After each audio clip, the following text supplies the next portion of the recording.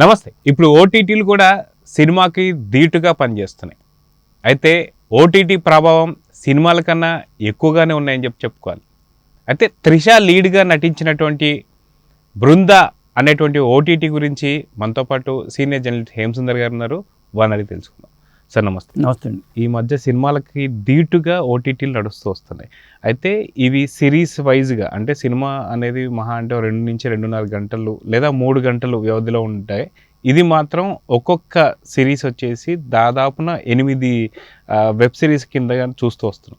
అయితే బృంద అని కూడా మనం ఏ విధంగా చూడాలంటారు? అంటే మిగతా వెబ్ సిరీస్తో పోల్చుకోవచ్చు అంటారా?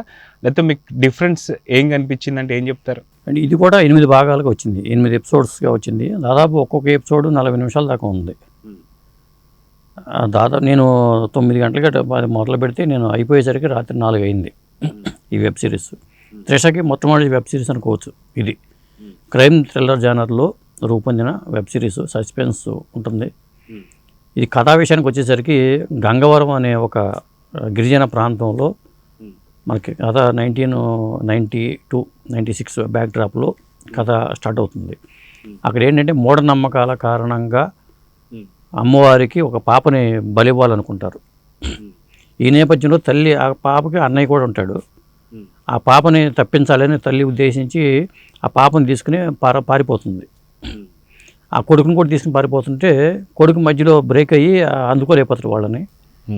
దాంతో పాప ఆ తల్లి పారిపోయే ప్రయత్నం చేస్తారు, కానీ పాప సేఫ్ అవుతుంది, తల్లి కూడా దొరికిపోతుంది వాళ్ళకి. తల్లిని చంపేస్తారు వాళ్ళు, ఆ గిరిజనులు బలిచ్చేస్తారు అమ్మవారికి. అలా వీళ్ళు ఈ పిల్లని కూడా బలి చేశారనుకుని అన్నయ్య భావిస్తాడు వెబ్ సిరీస్ స్టార్టింగ్లో. దాంతో ఆ గుడి మొత్తాన్ని తగలబెట్టి చంపేస్తాడు. అయితే ఈ పాప ఏమైంది, అన్నయ్య ఏమయ్యాడు అనే లైన్ మీదే మనకి ఈ వెబ్ సిరీస్ అనేది స్టార్ట్ అవుతుంది. సాధారణంగా మలయాళ సినిమాల టైప్లోనే ఇది 5-6 భాషల్లో కూడా దీన్ని వెబ్ సిరీస్ వాళ్ళు అనువాదం చేసి రిలీజ్ చేశారు. మలయాళ క్రైమ్ థ్రిల్లర్స్ ఎలా ఉంటాయో ఆ తరహాలోనే ఉంది ఇది. అయితే ఇది తెలుగు భాషలో కూడా దొరుకుతుందా మనకి? తెలుగులోనే, సోనీలో తెలుగులోనే ఉంది. ముఖ్యంగా ఏంటంటే రవీంద్ర విజయ్ సారథి అనే ఒక ఎస్ఐ పాత్ర, ఈ త్రిష కూడా ఒక కొత్తగా వచ్చిన ఎస్ఐ పాత్ర, ఆత్మాభిమానం గల ఎస్ఐగా త్రిష చేస్తుంది. మనకు ఫస్ట్ మనం ఎవరైతే అనుకున్నామో ఆ పాపే త్రిష, ఆ బృంద ఆవిడ పేరు. పోలీసు సబ్ ఇన్స్పెక్టర్గా ఆవిడ పాత్ర ఉంటుంది. అలాగే ముఖ్యంగా ఏంటంటే ఇది సీరియల్ కిల్లర్ని దాదాపు గుండు చేసి మర్డర్ చేయటం అనేది చాలా కాన్సెప్ట్. ఇలాంటి సీరియల్ కిల్లర్తో చాలా సినిమాలు వచ్చినాయి, కానీ డైరెక్టర్ స్క్రిప్ట్ని పక్కాగా చేసుకుని చాలా ఇంట్రెస్టింగ్గా అతను 8 ఎపిసోడ్లు కూడా ఆ ఎమోషన్స్ ఎక్కడ మిస్ అవ్వకుండా, కాకపోతే కొంత నిడివి ఎక్కువైన ఫీలింగ్ అయితే మనకు కలుగుతుంది, కానీ మనం మొత్తం ఎపిసోడ్లు చూసే వరకు మనం నిద్రపోయే విధంగా డైరెక్టర్ అనేది చాలా బాగా చేశాడు. మరి సూర్య మనోజ్ వంగల మరి తెలుగు అతను అనుకుంటా బహుశా అతను చేసింది. చాలా పకడ్బందీగా స్క్రిప్ట్తో చేశాడు, కానీ కొన్ని ఎపిసోడ్స్ ఏంటంటే త్రిషకి సిస్టర్ సెంటిమెంట్ సన్నివేశాలు కొన్ని ల్యాగ్ అనిపిస్తూ ఉంటాయి.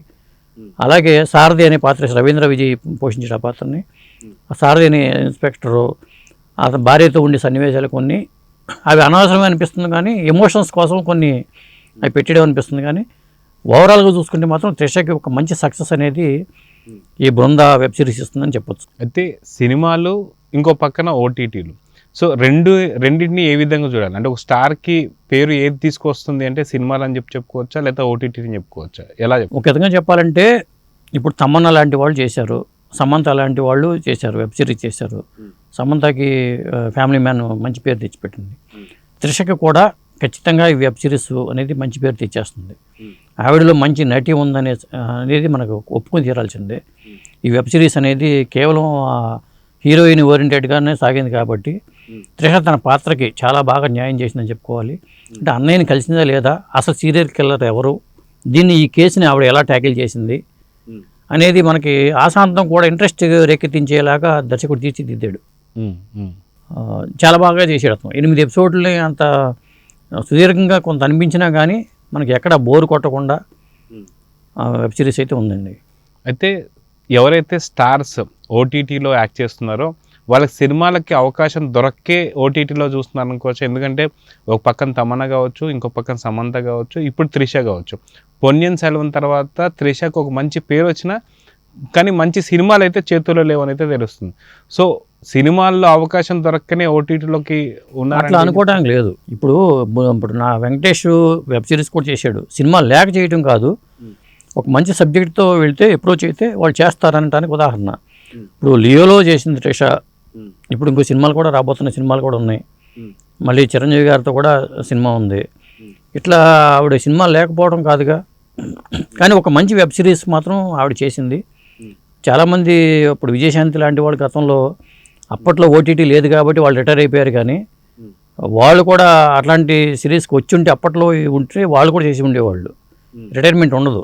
ఇప్పుడు త్రిష లాంటి వాళ్ళకి ఈ పోలీస్ పాత్ర చాలా అద్భుతంగా అమ్మాయి యాక్ట్ చేసింది అని చెప్పొచ్చు. మంచి మళ్ళీ ఒక పునర్జన్మ లాంటిది అనుకోవాలి త్రిషకి. ఎందుకంటే హిట్లు కూడా తక్కువ ఉన్నాయి కాబట్టి పొన్నియిన్ సెల్వన్లో మెప్పించింది, కానీ పూర్తి స్థాయి ఉన్న పాత్ర లేదు కాబట్టి ఇందులో పూర్తి స్థాయి నిడువున్న పాత్ర పోషించింది.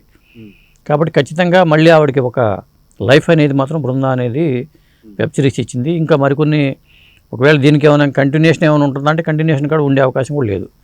సీక్వెల్ ఉండే అవకాశం దీనికి సీజన్ 2 లేదు దీనికి. అయితే త్రిషకి ఇది లేడీ ఓరియంటెడ్ మూవీ అని చెప్పుకోవచ్చా ఓటీటీ? 100%. సినిమా మొత్తం త్రిష చుట్టూ తిరుగుతుంది.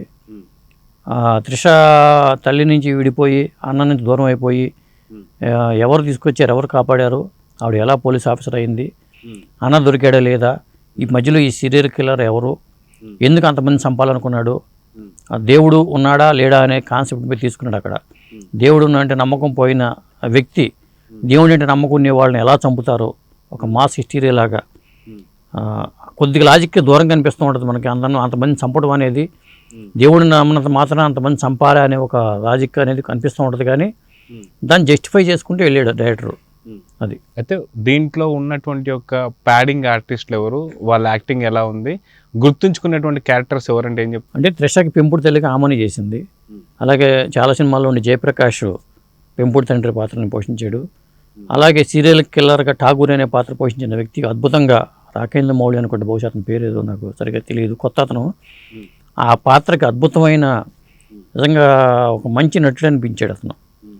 అలాగే ఆనంద్ అనే పాత్ర పోషించిన వ్యక్తి కూడా అద్భుతంగా పోషించాడు. చాలా ఫేసులు కొత్త ఫేస్లే ఉంటాయి మనకి. ఎందుకంటే మనకు తెలిసిన నామనీను, త్రిష, వీళ్ళు తప్పితే రవీంద్ర విజయ్ చాలా సినిమాల్లో ఉన్నాడు ఈ మధ్యకాలంలో.